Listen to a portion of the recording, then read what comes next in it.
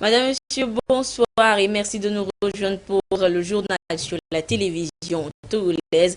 Donc, voici les titres. Le PUDC, Programme d'urgence de développement communautaire, marque un nouveau pas. Des entreprises sélectionnées vont recevoir du financement du PNUD pour la construction d'infrastructures scolaires et sanitaires dans plusieurs localités du pays. La Gambie a officiellement un nouveau président. Adama Barrow a prêté serment ce jeudi soir à l'ambassade gambienne de Dakar au Sénégal. Le mandat du chef de l'État sortant Yaya Jammeh qui refuse de lui céder le pouvoir ayant expiré mercredi à minuit. Et pendant ce temps, les troupes sénégalaises seraient entrées en Gambie. Et puis les éperviers du Togo rencontrent demain à OIM le Maroc pour leur comme second adversaire durant cette Coupe d'Afrique des Nations. À la veille de cette seconde sortie, les joueurs togolais reçoivent les dernières consignes du coach, le roi. Voilà pour les titres une fois encore. Bonsoir. D'abord, le Conseil des ministres est réuni ce jeudi au Palais de la Présidence de la République sous la conduite du chef de l'État. Le ministre de la Communication, Guy Madjé Lorenzo, nous en dit l'essentiel.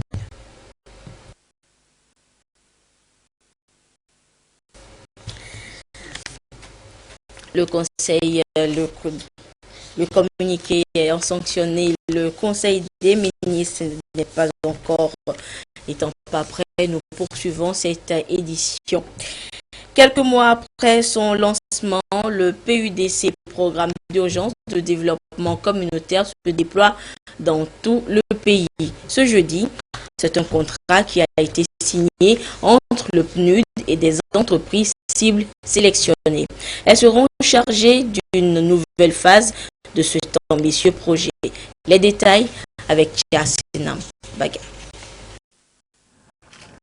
En signant les contrats, ces 45 entreprises s'engagent à construire dans le secteur de l'éducation 229 salles de classe, 101 blocs latrines, 33 blocs administratifs et 22 laboratoires. Dans le domaine de la santé, il sera question de construire 4 centres médicaux, 7 unités de soins périphériques, 20 incinérateurs et de réhabiliter 3 hôpitaux préfectoraux et 2 unités de soins périphériques. Coût total des opérations, plus de 3 milliards 500 millions de francs CFA entièrement financés par le gouvernement togolais qui veut ainsi améliorer significativement l'accès des populations vulnérables des zones peu ou mal desservies aux infrastructures, équipements et services sociaux et économiques de base.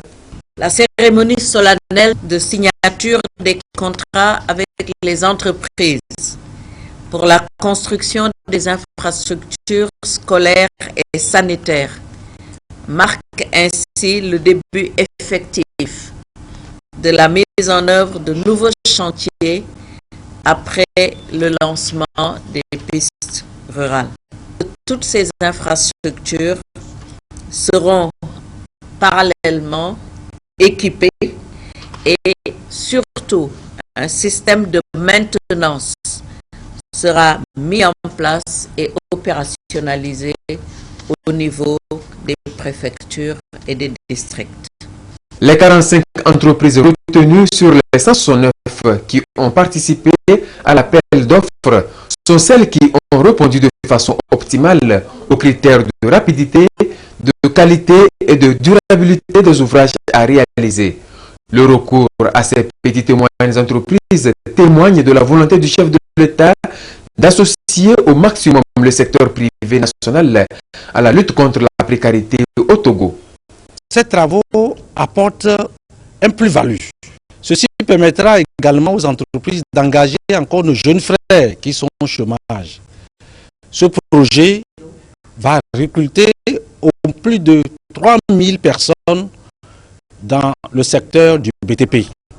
Nous tenons, nous les entreprises, à remercier le chef de l'État L'ensemble de ces infrastructures sanitaires et éducatives seront réalisées sur 69 sites dans 19 préfectures pour répondre aux besoins urgents des populations en termes d'amélioration des conditions d'accueil et d'encadrement au primaire et au secondaire et de réduction des disparités en matière d'accès aux services de santé de base. Lorsqu'on mène une politique, quelle qu'elle soit, il y a un certain nombre de secteurs qu'on appelle les secteurs sociaux qui sont fondamentaux et qui sont incontournables et qui touchent le plus souvent les populations les plus défavorisées. Et c'est ce qui justifie le partenariat avec le PNUD et maintenant un partenariat triangulaire avec vous, chefs d'entreprise. Et nous comptons beaucoup sur vous pour que ce que nous présentons à la population soit concrètement réalisé et ait un impact sur leur vie de tous les jours. L'éducation est l'un des secteurs prioritaires du gouvernement parce qu'il conditionne l'avenir du pays. Je me félicite que avec la collaboration du PNUD, que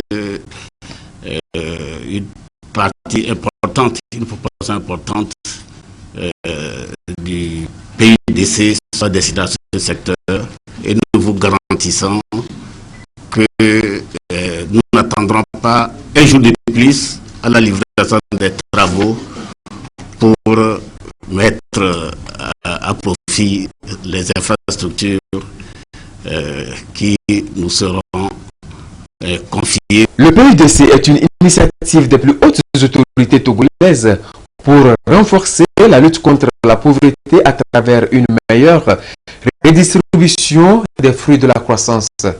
Le ministère de la Planification et du Développement a réaffirmé la volonté du gouvernement à mener à bien ce programme. Voilà pourquoi il a invité les entreprises retenues à respecter les termes du contrat. La construction des infrastructures scolaires et de santé qui retiennent notre attention ce matin cadre exactement avec les orientations du chef de l'État. C'est pourquoi je me réjouis de la diligence du PNUD qui a permis le recrutement des entreprises pour la concrétisation de ces projets, tout en félicitant les entreprises pour le choix qui a été porté sur elles pour la mise en œuvre de ces infrastructures. Je les invite au sérieux, à l'abnégation, au respect des délais et une attitude citoyenne qui consisteront à livrer dans les délais les ouvrages dont elles ont la charge. Le PUDC a été officiellement lancé le 30 juin 2016 à Mandouri par le chef de l'État. Il est mis en œuvre par le Programme des Nations Unies pour le développement. La signature de ces contrats marque le démarrage effectif de la composante développement d'infrastructures et équipements socio-économiques de base. Je vous annonçais en début d'édition le Conseil des ministres qui s'est réuni ce jeudi au Palais de la Présidence de la République sous la conduite du chef de l'État, Faure Sozimna Nyazingbe. L'essentiel de ce conseil présenté par le ministre en charge de la communication, Guy Madji Lorenzo. Communiqué sanctionnant le Conseil des ministres du jeudi 19 janvier 2017.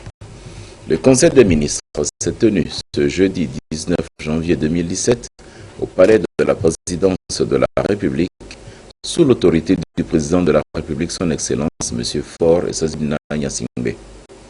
Le Conseil a délibéré et adopté un décret, écouté une communication, procédé à des nominations et suivi un séminaire gouvernemental. Au titre du décret, le décret adopté par le Conseil des ministres porte création, organisation et fonctionnement du Conseil national de suivi de la décentralisation, CNSD, au ministère de l'administration territoriale, de la décentralisation et des collectivités locales. Se basant sur les dispositions du Programme national de consolidation de la décentralisation, la feuille de route de la décentralisation et des élections locales, ainsi que les conclusions de l'atelier national sur la décentralisation tenu en décembre 2016, le Conseil national de suivi de la décentralisation a pour mission essentielle de fixer les orientations pour la mise en œuvre de la décentralisation et de veiller à leur cohérence avec les autres politiques sectorielles. Le Conseil national de suivi de la décentralisation proposera également des mesures adéquates pour améliorer la mise en œuvre du processus de décentralisation, définira les mécanismes de coordination des appuis des partenaires techniques et financiers en matière de décentralisation et procédera à l'évaluation de la mise en œuvre du processus de la décentralisation au Togo. Au titre de la communication présentée par le ministre des Enseignements primaires, secondaires et de la formation professionnelle est relative à l'audit comptable et financier de la Direction régionale de l'éducation Golfe et Lomé commune. Dans le cadre de la politique de la bonne gouvernance prônée par le président de la République, visant à assainir les finances publiques et améliorer le cadre macroéconomique afin de dégager des ressources internes pour le financement des politiques axées sur la croissance durable, inclusive, tout en privilégiant les secteurs sociaux dont l'éducation, le dit ministère a fait réaliser un audit comptable et financier de la Direction régionale de l'éducation Golfe et Lomé commune. Le rapport de cet audit présente un récapitulatif des importantes allocations financières obtenues par le ministère des Enseignements primaires et secondaires de la part de l'État, mais aussi des partenaires techniques et financiers, et fait apparaître un certain nombre d'irrégularités dans la gestion financière, y compris le non-respect des procédures de dépenses publiques. Face à ces manquements graves, des recommandations ont été formulées par les auditeurs et ces recommandations sont mises en œuvre afin d'améliorer la gestion des ressources financières à la Direction régionale de l'éducation Golfe et de Lomé commune. Des instructions ont été données afin que toutes les dépenses mises en cause et le déficit de caisse constaté soient payés par les personnes incriminées et que l'audit soit étendu à toutes les structures impliquées dans la gestion des ressources financières de tous les départements ministériels.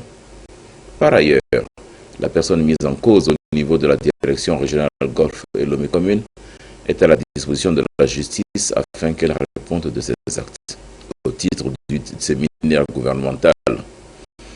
Tel que défini lors du premier conseil des ministres du 3 janvier 2017 par le chef de l'État, appelant à plus de résultats en faveur des populations, notamment les plus vulnérables, le ministère de la Santé, se basant sur les recommandations de l'analyse du premier plan de développement sanitaire 2012-2015, a élaboré et présenté au Conseil le nouveau plan national de développement sanitaire 2017-2022.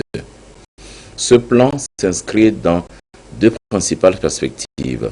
Le souci d'apporter des solutions idoines aux problèmes dégagés dans l'évaluation du précédent PNDS et son alignement sur les objectifs de développement durable dans le cadre de la couverture sanitaire universelle.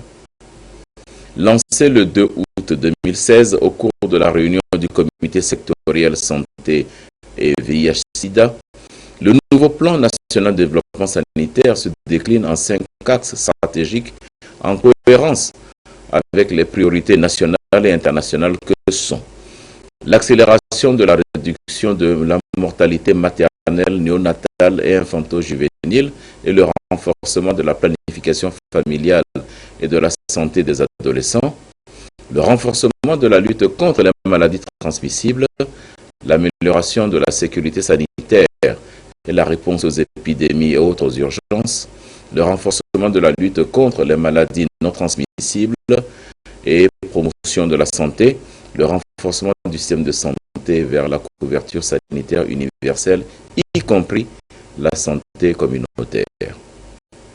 Le document du PNDS servira de feuille de route à toutes les activités du ministère chargé de la Santé, ainsi que de ses partenaires en vue d'adopter une démarche synergique et efficiente. Au titre des divers, Monsieur le Premier ministre a rendu compte au chef de l'État et informé le Conseil de la mise en place d'un groupe de travail plus inclusif sur le secteur de l'éducation. Rappelant l'importance que le chef de l'État accorde au dialogue et à la concertation dans le but de maintenir dans notre pays un climat de paix sociale, facteur de développement, le Premier ministre a précisé que ce groupe de travail sur le secteur de l'éducation ne se substitue aucunement aux autres cadres existants. Il vise à étudier les propositions idoines et à prendre en compte les préoccupations des enseignants ainsi que celles du gouvernement afin de garantir les acquis du secteur éducatif et de relever les nouveaux défis. Au titre de nomination, 4 décrets de nomination ont été adoptés au titre des ministères des Mines et de l'Énergie et des Affaires étrangères, de la coopération et de l'intégration africaine. Fait à Lomé le 19 janvier 2017, le Conseil des ministres. Je vous donne maintenant lecture de cette série de décrets de nomination. Au titre du ministère des Affaires étrangères, de la coopération et de l'intégration africaine, le président de la République décrète. Monsieur Frédéric Edem Hegbe est nommé ambassadeur extraordinaire et plénipotentiaire de la République togolaise auprès du gouvernement américain. Au titre du ministère des Mines et de l'Énergie, le président de la République décrète. Monsieur Banempo Bengbertan, ingénieur hydrogéologue, est nommé directeur de cabinet. Monsieur Damegar Soglé, ingénieur géologue, est nommé directeur général des mines et de la géologie.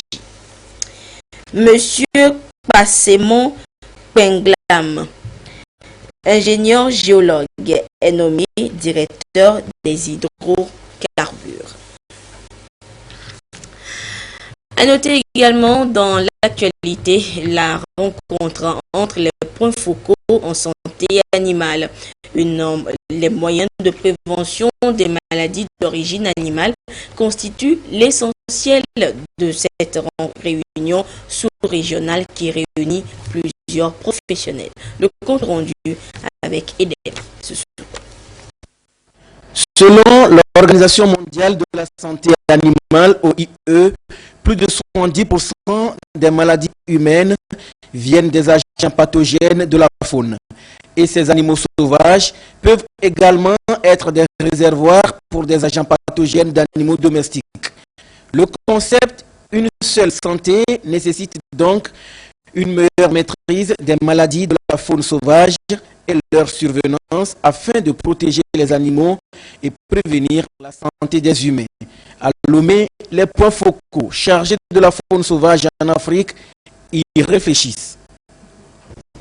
Nous avons des difficultés parce que les gens sont mal outillés et cet atelier vient à point nommé pour renforcer la capacité de ces techniciens afin de nous permettre d'avoir des informations de qualité et de limiter tant soit peu la contamination des animaux domestiques et des hommes et des maladies d'origine sauvage. Nous vivons dans un environnement, nous vivons au sein d'un climat et donc ce climat joue effectivement aussi bien sur l'être humain que sur les pathogènes qui transmettent, qui sont à l'origine de ces maladies.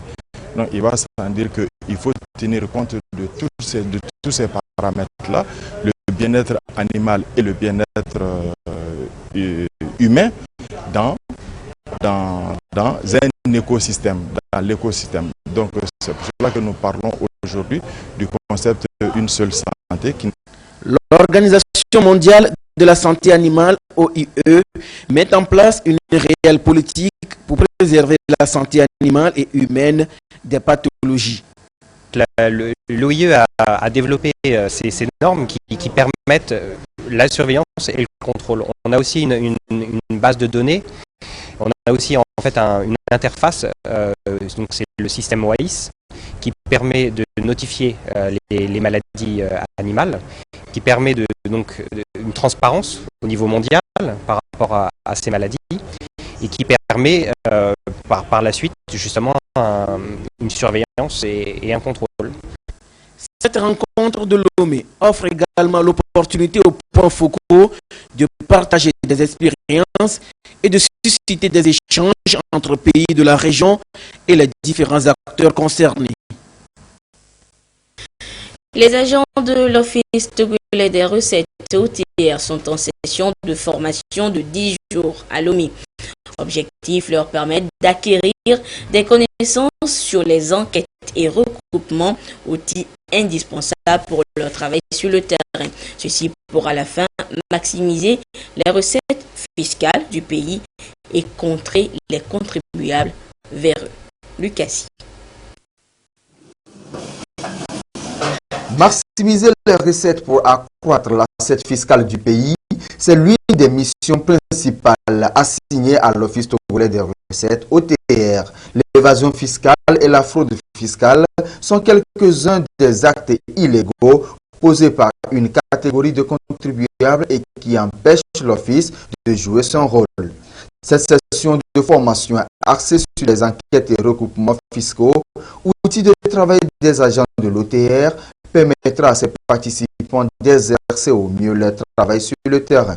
Nous allons aborder le recoupement fiscal. Ça veut dire la capacité des agents, des enquêteurs, des vérificateurs de s'assurer que toutes les informations offertes par l'entreprise, par le contribuable, sont cohérentes. Ce qui assure d'abord la mission, c'est la gestion des risques. Certains contribuables présentent un risque plus élevé que d'autres. Il faut les identifier et investir le temps là où les risques sont les plus significatifs. Ça permet à l'OTR d'améliorer son efficacité et son efficience. Et donc, d'augmenter la pression fiscale effective, dit plus simplement, de lever plus d'impôts et de mieux servir le pays. Cette formation portée par l'Office togolais des recettes OTR et la Banque africaine de développement BAD répond à un seul souci, renforcer l'efficacité des agents de l'OTR dans la collecte des recettes et l'écoute des contribuables. Le comportement des opérateurs économiques aussi a changé. Il ne faudrait pas quand même que nous traitions les opérateurs économiques de la même manière. Il y a certains qui tapissent toujours dans l'ombre, il y a certains qui opèrent dans la clandestinité, il y a certains qui essaient de cacher leurs revenus. Et c'est la formation en matière d'enquête et de recrutement qui permettra à nos agents de dénicher tout ce qui est caché en ce qui concerne les activités clandestines et les activités souterraines. C'est pour cela que nous estimons que cette formation renforcera les capacités de nos agents. À travers cette session de formation, l'Office togolais des recettes OTR s'impose davantage comme un office moderne de mobilisation des recettes au profit de l'État. À l'étranger, le nouveau président gambien Adama Barrow a prêté serment ce jeudi soir lors d'une cérémonie officielle à l'ambassade de Gambie au Sénégal. Une prestation de serment exceptionnelle devant le président de l'Ordre des avocats gambiens et d'autres personnalités. Une prise de pouvoir qui intervient alors qu'en Gambie, le président sortant Yahya Jammeh refuse toujours de quitter son siège. Que Dieu me vienne en aide. Adama Barrow a prêté serment, comme prévu, mais pas en Gambie comme il le voulait. C'est au Sénégal, à l'ambassade gambienne, qu'il est investi de ses fonctions de président. Des circonstances exceptionnelles m'ont obligé à être ici aujourd'hui et ne permettent donc pas à tous ceux qui ont rendu possible cette journée d'être présents. La constitution de la Gambie ne permet pas à un législateur de priver un citoyen de droits déjà acquis. Mon droit, en tant que vainqueur assermenté qui assume le poste de président, est constitutionnellement garanti et irréversible. Yahya Jammeh est lui toujours en Gambie. Il refuse de quitter son siège, même si son mandat a officiellement pris fin, mercredi à minuit. Le 9 décembre dernier, après 22 ans au pouvoir, Yahya Jammeh avait pourtant reconnu sa défaite. Puis il a fait marche arrière. Mardi, il a même décrété l'état d'urgence et a tout fait pour empêcher l'investiture d'Adama Barrow dans la capitale gambienne. Rien ne permet pour l'instant de dire si et quand cette grave crise politique va prendre fin. La diplomatie semble avoir épuisé toutes ses ressources pour qu'une transition politique pacifique se fasse, surtout que la menace d'une intervention militaire internationale se profile. La communauté économique des États d'Afrique de l'Ouest, très engagée dans ce dossier, se dit prête à intervenir. Le Ghana a ainsi prévu d'envoyer 205 militaires si besoin. Le Sénégal a déjà posté des troupes à la frontière avec la Gambie. Le Nigeria, lui, a déployé des soldats et des avions au Sénégal. Ce jour d'investiture devait être celui de la première transition démocratique du pays en 30 ans. Au lieu de cela, la Gambie retient son souffle. Et ce soir, on apprend que des troupes sénégalaises seraient déjà entrées en Gambie. 3 jours de deuil national débutent ce jeudi au Mali après l'attentat suicide qui a frappé Gao hier dans le nord du pays. Une attaque contre un camp de combattants des groupes armés signataires de l'accord de paix. Attaque qui a fait au moins 77 morts et une centaine de blessés selon un dernier bilan. L'action a été revendiquée par l'organisation Al-Mourabitoun. Une enquête a été ouverte et de nombreuses questions subsistent.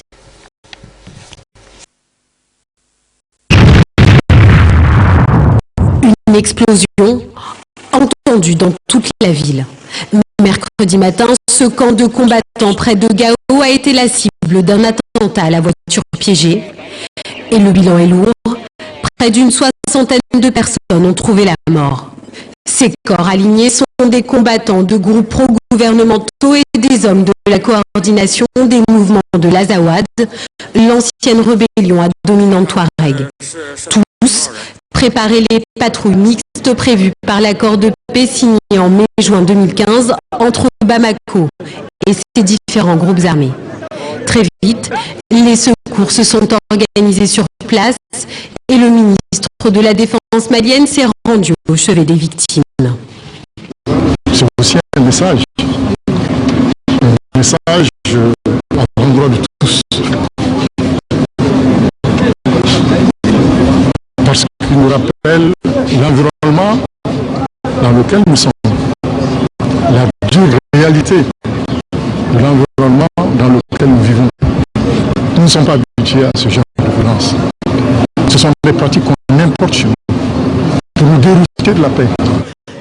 Une paix loin d'être acquise. Dans la journée, le groupe Al-Qaïda au Maghreb islamique a revendiqué l'attentat le plus meurtrier de l'histoire récente du pays. Ibrahim Aboubacar Keïta, le président malien, a annoncé un deuil national de 3 jours.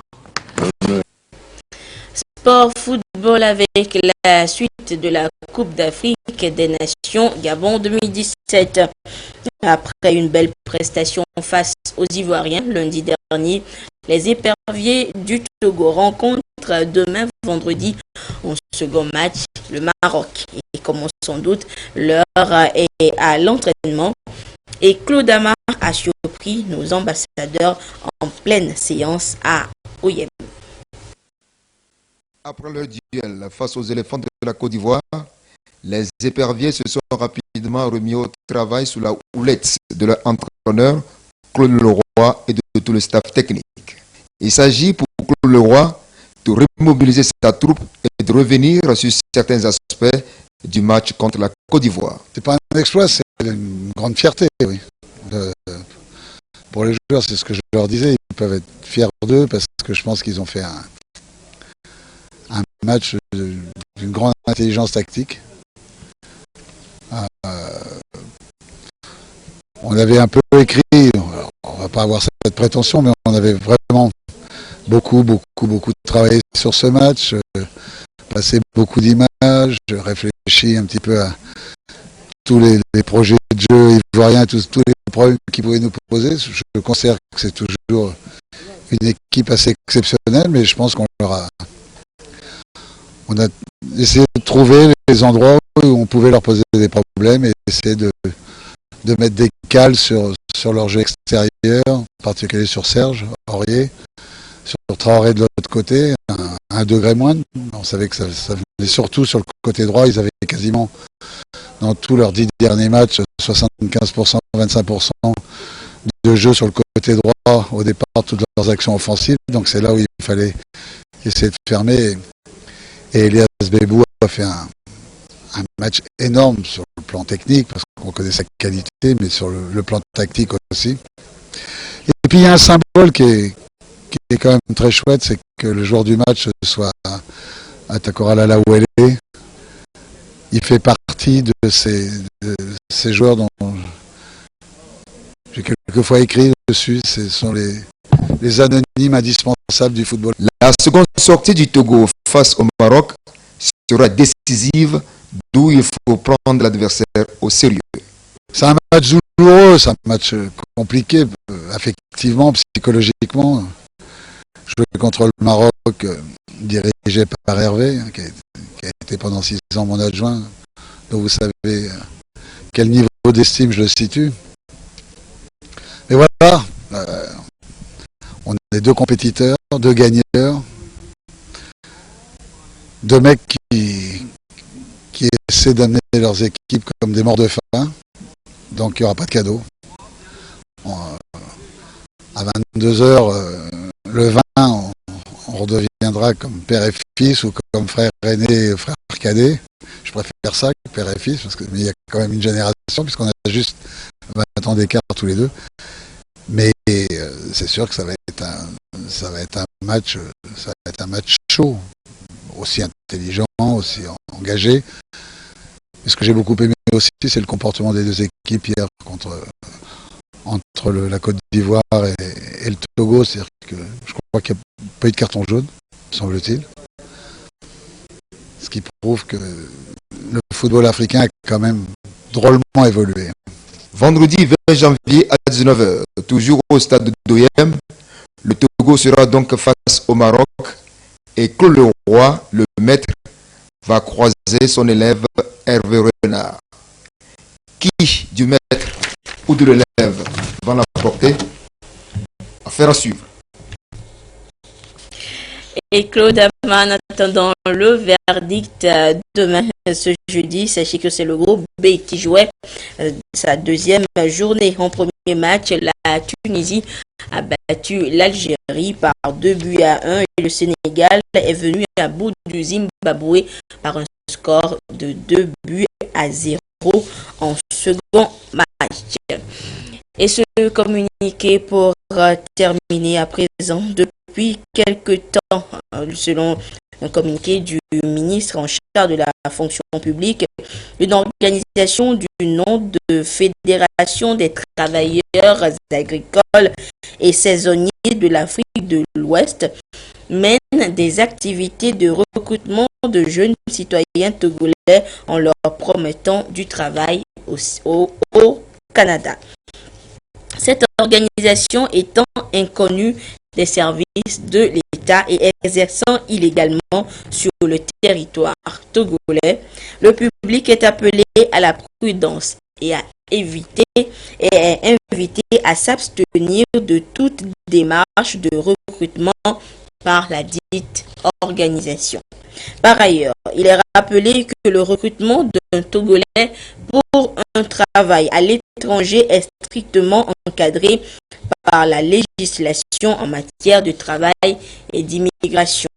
En conséquence, tous ceux qui opèrent au nom de cette organisation sont sommés d'interrompre immédiatement toute activité sous peine de mesures prévues par la législation en vigueur. Et voilà, c'est sur ce communiqué que se referme cette édition. Merci à vous qui l'avez suivi un peu partout grâce à la télévision togolaise, notamment du côté de OIM au Gabon. À 22h30, vous serez en compagnie de Edem Soussou pour la dernière édition du journal. Mais je vous laisse suivre une fois encore la suite du programme de la cérémonie de présentation de vœux de Nouvel An au chef de l'État. Au revoir. Programme de la cérémonie officielle de présentation de vœux de Nouvel An 2017 à son Excellence, Monsieur le Président de la République. Vendredi 20 janvier 2017, au Nouveau Palais, salle rotonde, les institutions de la République. 10h à 12h, les chefs des institutions de la République. Président de l'Assemblée nationale, président de la Cour suprême, président de la Cour constitutionnelle, président de la HAC, président de la Cour des comptes, président de la CNDH, présidente du HCRON.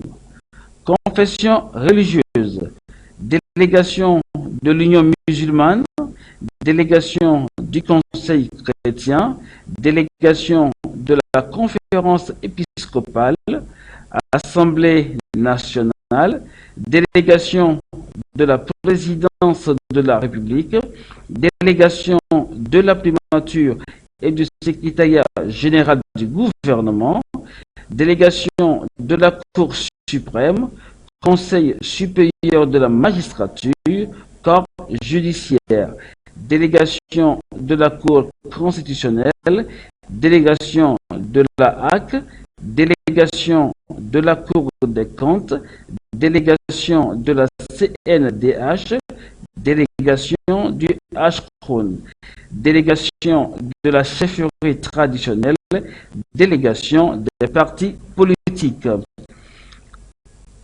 Nouveau Palais, 15h30, délégation de l'administration générale, y compris les parapublics, délégation du ministère de la Défense et des anciens combattants, ministère du développement à la base, de l'artisanat et de l'emploi des jeunes, ministère de l'enseignement supérieur et de la recherche, ministère de la fonction publique, du travail et de la réforme administrative, ministère des postes et de l'économie numérique, ministère des infrastructures et des transports, ministère de la sécurité et de la protection civile, ministère des affaires étrangères, de la coopération et de l'intégration africaine, ministère de l'agriculture, de l'élevage et de l'hydraulique, ministère de l'administration territoriale, de la